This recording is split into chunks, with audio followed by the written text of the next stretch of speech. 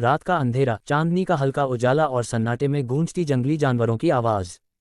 घने जंगल के बीच पुष्पा अल्लू अर्जुन अपनी बंदूक संभालते हुए पसीने से लथपथ दुश्मनों से बचता हुआ भाग रहा था। वह अकेला नहीं था, उसके साथ थी श्रुति रश्मिका मंदाना, जिसकी आंखों में डर और दिल में विश्वास था। शुरुआत। पुष्पा को जंगल के अंदर छुपे अपने दुश्मन फहाद फासिल के गिरोह से मुकाबला करना था। फहाद ने पुष्पा के इलाके पर कब्जा करने के लिए उसकी लकड़ी के गोडाउन को जला दिया था। पर इस बार फहाद ने एक और चाल चली। उसने श्रुति को किडनैप कर लिया ताकि पुष्पा हार मान ले। लेकिन पुष्पा वो नाम है जो हार नहीं मानता। उसने अकेले ही श्रुति को छुड़ाया, पर दोनों को अब इस जंगल से बाहर निकलना था। थ्रिल और रोमांस का मोड़। श्रुति का पैर कांटों में फंस गया। दर्द से उसका चेहरा लाल हो गया। पुष्पा ने अपने कंधे पर उसे उठा लिया। मैंने कहा था न, जब तक पुष्पा है तुझे कुछ नहीं होगा, उसने हंसते हुए कहा। श्रुति की आंखों में एक पल के लिए प्यार और भरोसे की चमक आई। तुम हर बार मुझे बचा लेते हो, पर कब तक?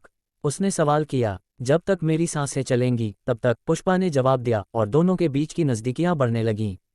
एक्शन की शुरुआत। अचानक गोलियों की आवाज़ ने रात के सन्नाटे को चीर दिया। फहाद के आदमियों ने उनका पीछा कर लिया था। पुष्पा ने श्रुति को एक बड़े पेड़ के पीछे छुपा दिया और बंदूक संभालते हुए अकेले ही दुश्मनों का सामना करने निकला। गोलीबारी के बीच पुष्पा की चालाकी और साहस ने फहाद के आदमियों को धराशायी कर दिया।